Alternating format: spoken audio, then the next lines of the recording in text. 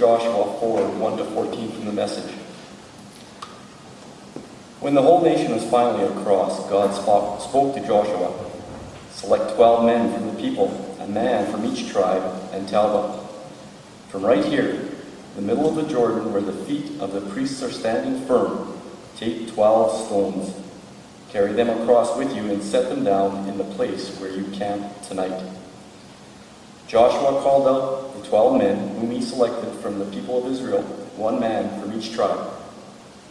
Joshua directed them, "Cross to the middle of the Jordan and take your place in front of the chest of God, your God.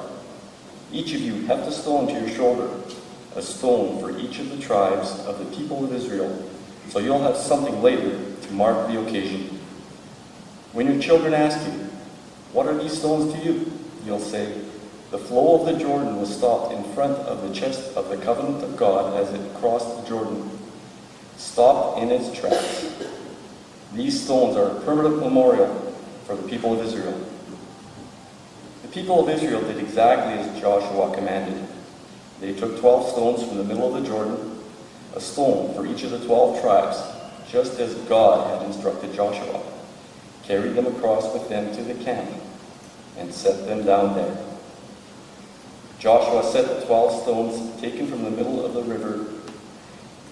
Jordan that had marked the place where the priests who carried the chest of the covenant had stood. They are still there today. The priests carrying the chest continued standing in the middle of the Jordan until everything God had instructed Joshua to tell the people to do was done, confirming what Moses had instructed Joshua. The people crossed, no one dawdled. When the crossing of all the people was complete, they watched as the chest of the covenant and the priests crossed over. The Reubenites, Gadites, and half the tribe of Manasseh had crossed over in battle formation in front of the people of Israel, obedient to Moses' instructions. All told, about 40,000 armed soldiers crossed over before God to the plains of Jericho, ready for battle. God made Joshua great that day in the sight of all Israel. They were in awe of him, just as they had been in awe of Moses all his.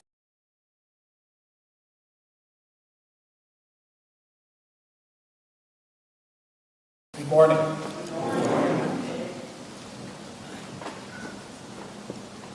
I thought, as I read the text for this morning's message, tell your kids, which gave rise to the title, What Do We Tell the Kids? And it also made me reflect on the children's ministry that occurred here. So let me tell you about something that happened with my kid. Although my kid is 35 years old now and bigger than me.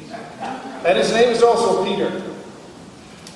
When he was 14, he asked me if we could go to Europe to see the places where Grandpa was in World War II. That's how he put it.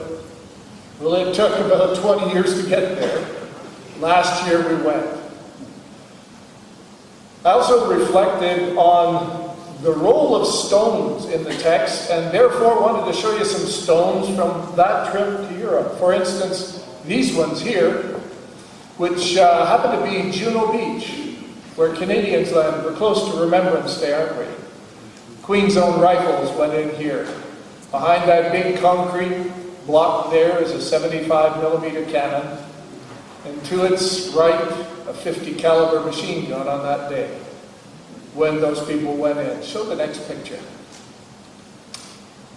And these are some of the glorious stones of the Gothic cathedrals of Normandy, the steeples of which had to be leveled, because each one of them had been desecrated with a sniper. Next one. And this is a stone that signifies the erection of a mobile airfield. That was what my dad did. And this is all that's left. It's out in the middle of a cornfield. But there are stones like this all over Normandy, signifying what people saw and what they encountered. Next one, please. And these stones, this is a cemetery, an ancient cemetery that's about 10 feet in the air. The road is down below that wall. Represent the pathways that Canadians advanced, announcing their presence for kilometers with clattering tanks, while people under tremendous cover simply waited to ambush them. It's the Canadian experience.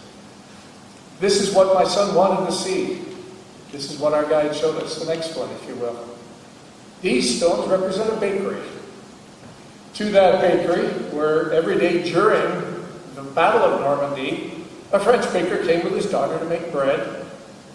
To that, a French-Canadian soldier was sent every morning to get fresh bread for his regiment and fell in love with the baker's daughter. And they agreed to marry.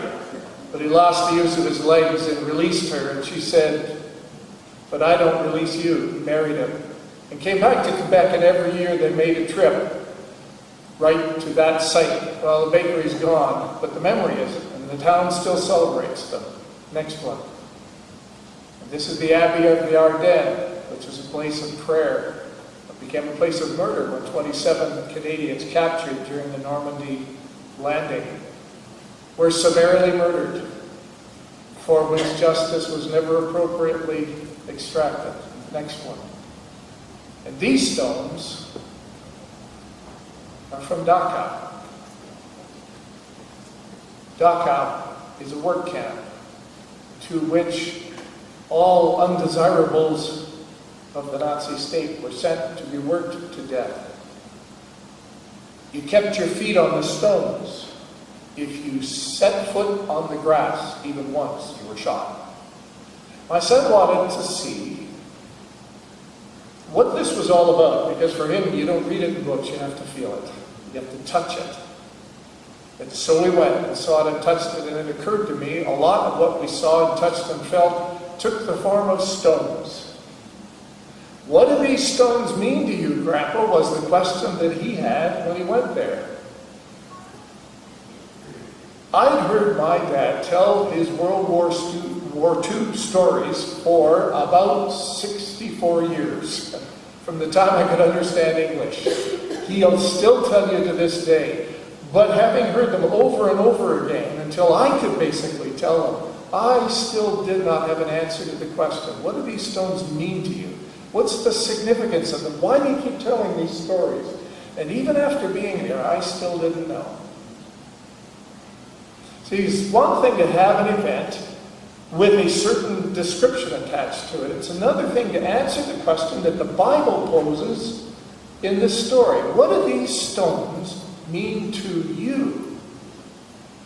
It's the to you part that I didn't get. And I really wonder if the to you part actually penetrates through to us.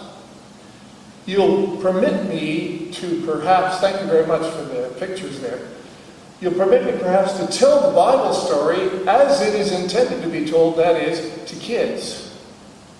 Supposing that parents take their kids just for a moment on a trip to see Papa and Nana. That's what my grandchildren call Sharon and I. And on the way they pass 12 smooth stones glacially rounded off that are set up in a monument, and they get the kids out of the minivan to crawl over them for a while and actually point out one rock, to the kids' amusement and confusion. And Mom and Dad say, when we get to Papa and Nana's house after supper tonight, ask Papa about the stones. And so they're all quiet until the time comes after supper, and they're sitting together, and they say, Papa, what about the stones? And Papa gets that look in his eye when the story is about to come. You know that look? Yeah? Yes. I know it too. Well, let me tell you about the stones. When I was a boy, I lived not here, not even in this whole land. I lived on the other side of the Great Water. And I lived with my parents. My Papa and Nana were dead by then. And we'd been led by a great man who scared me. His name was Moses, but I didn't know Moses. And I liked it where we were. We lived in these tents, and I had my friends. But Moses' friend, Joshua, I didn't know him either. And when he came around, he scared me. But he said one day to all of us, we have to move. And we got up and we started to move. I didn't know why.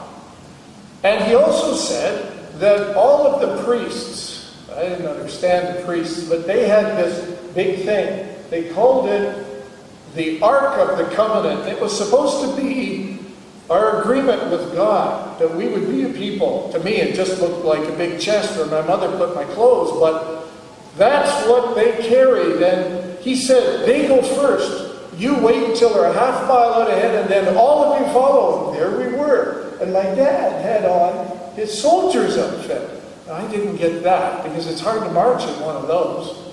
And that meant that we had to carry all the rest of the stuff. And whenever the ark moved, we moved. And when it stopped, we stopped. And Joshua said, we're going to come to a river, and then you're going to see God do big things. Now, I was really scared, because I didn't know about God. I heard stories about what God did in the past.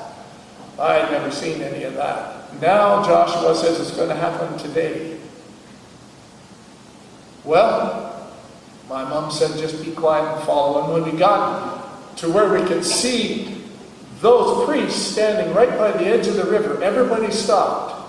Nobody seemed to say anything. And I tried to get to a spot where I could actually see it. And the moment that they put their foot in the water, that water was big. I was scared of the water. That water began to move back. That's what they told me happened long ago to my grandpa and grandma. Moved back and back and back and back and back and back and back until those priests walked out right into the middle of the stones in the river and stopped right there. Now, if I was scared of the water when it was near, I was really scared of the water when it was far. And then Joshua says, everybody move. And we started to walk down a half mile to the shore. Was he going to say stop there? No. He said in. And we all walked, and it was kind of like we divided down the middle, because we walked around that ark, around that big chest, and through. I thought that water was coming any moment. And we walked out on the other side. Then I thought my friends, it would surely get them. And we walked, had to go quite a ways and spread out so everybody could get out, until finally, when it was done, there was nothing left but the center of the river, the priests on the ark, and the water standing apart. And then Joshua said, 12 men, one from each tribe, go back until you come before the ark and pick up a stone. I didn't understand that. But they did, and brought them back on their shoulder, and as they came, the priests with the ark came marching out and up from the water, and as soon as everybody was clear, I heard a rumble. And that water was as though somebody had drained it. It began to flow back together again, and the mighty surge of water as it came together again was the scariest thing of all. And the only thing I knew was that Joshua had said God was going to do something big. I think little Susie at that point said, what do the stones mean, Papa? What do the stones mean? Mom said to ask her. I thought a lot about that, Susie. I'll tell you what the stones mean to me. The water is scary, and everything else is scary. But God was the last one out of the river. If God was there, I could get through. That's what those stones mean to me. And then they taught me what was written in God's covenant, His agreement with us. And I found out that there was a way for me to live. And God would always be that kind of God to us. That's what it means to me. Oh, and they told me one other thing. When I have kids, tell them the story. And when they have kids, tell them the story.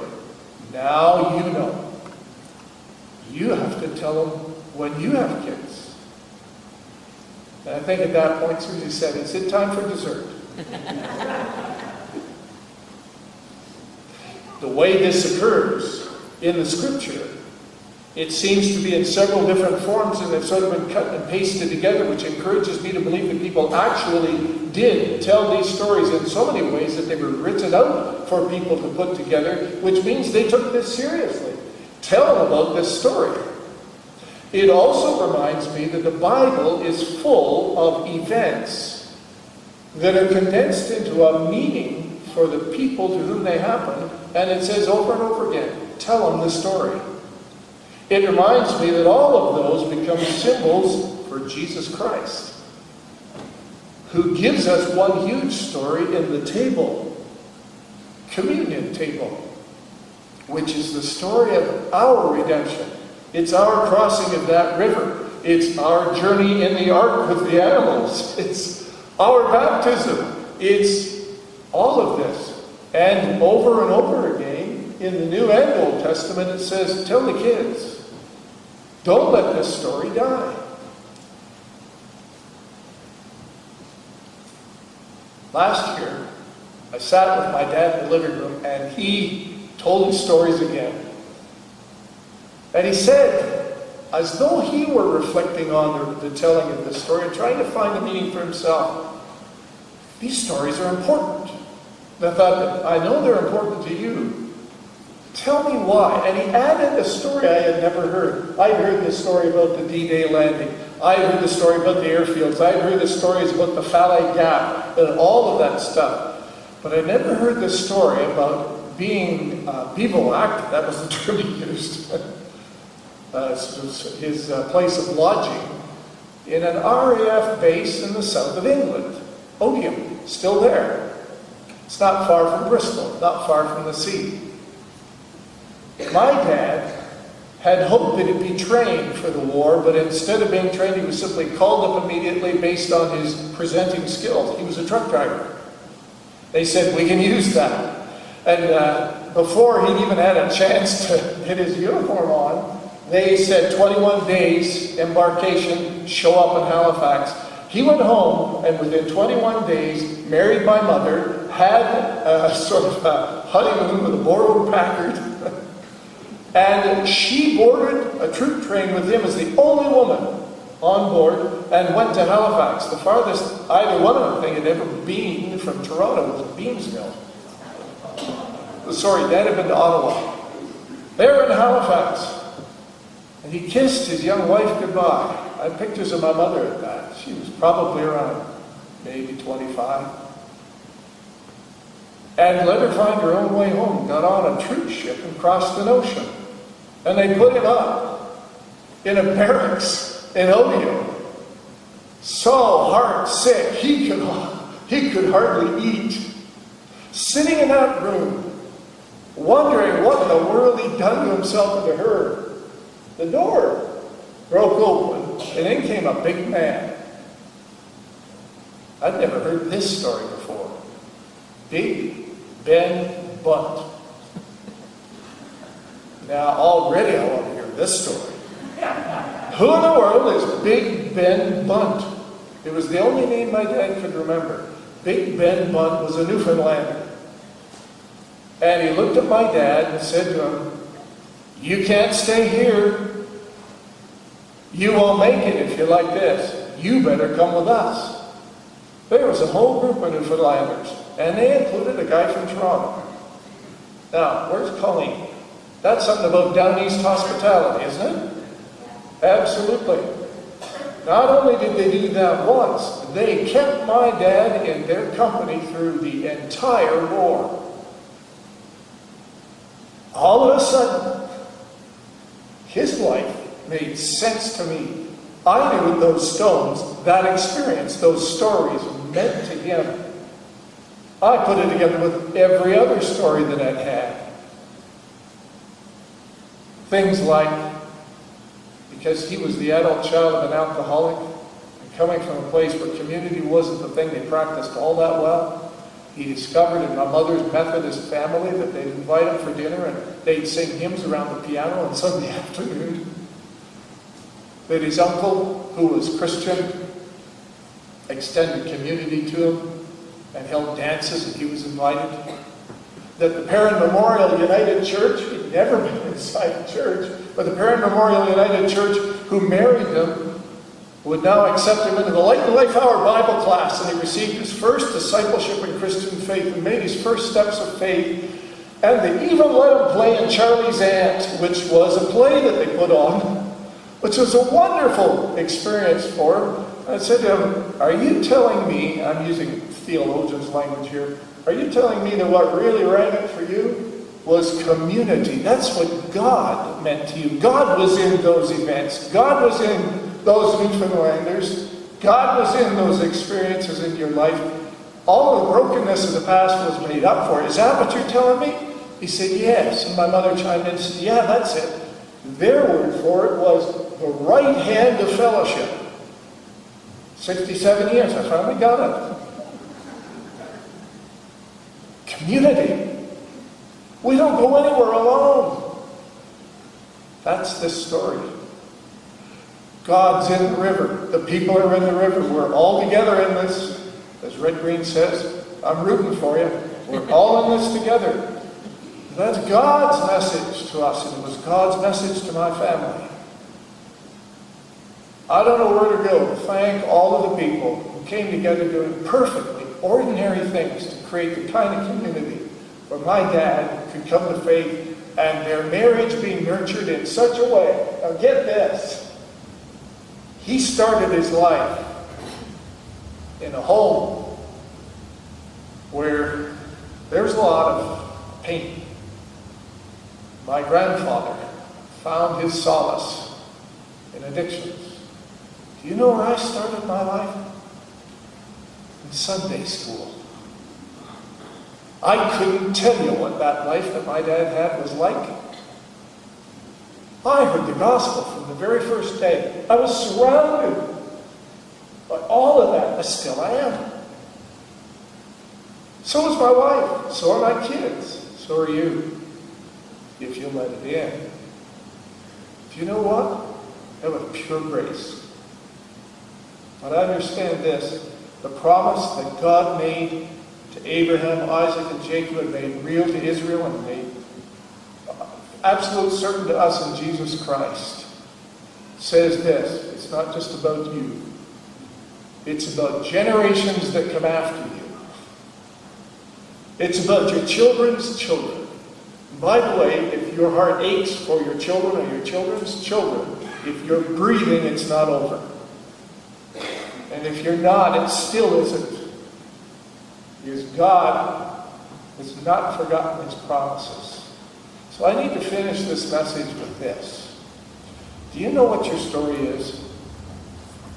Because being able to tell the story of what happened to Israel is only part of it. As my dad's war stories were only part of it. It's the to you part. What do these mean to you? What difference did it make in your life? And the answer to that can vary. Do you know your story? Do you regard your own life and God's presence in it, for God is present in it, significant enough to actually tell yourself that story? This is where God showed up in my life. This is how God's community touched me. This is how my life changed. This is where I could have been. This is where I am now.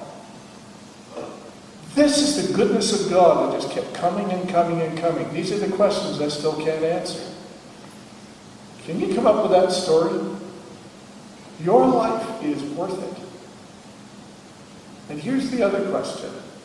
If you can tell me what your story is, can you tell me where your story is? Because Israel was told, put the story in the stones and put it right there. And every time the kids come by, tell them what the story is. Tell them what God has done for you. Over and over again, the Bible calls us to do this. And what I discover amongst Christian people is we're so shy about it, or think somebody else's story is better than ours, or ours isn't finished, or ours is ordinary, or whatever, that it stays inside and is never told to anybody. You know what? That's wrong. I know it's not Canadian to do so. It's still wrong. Because God says to us, your story does matter and it's part of the big picture. Finding what it is and putting it somewhere where the kids and others can get to it is part of our witness together. We've got that for the whole congregation. What about you? What about you? Let me tell you what I'm doing about it. I collected my parents' story, their story of faith. How did you come to be Christian? And they haven't written it out, but I'm going to. And I'm going to add to it my story, and Sharon's story, and the stories of as many people in my family as are willing to allow those stories to stand, and to put those in a form that my children and my grandchildren can access so that they can understand this didn't pop up in the middle of nowhere. God, in his goodness, has been bringing faith back again and again and again and again. And may I say this, if you don't think it impertinent, if the only time your story is ever read at your funeral, that may be good enough. And if there's nobody else to keep it, I'm sure this congregation will keep it until such time as you want to release it. But the question is, what is it and where is it? We are a people who bear witness to the faithfulness of God. Let every one of us add our story to the big one.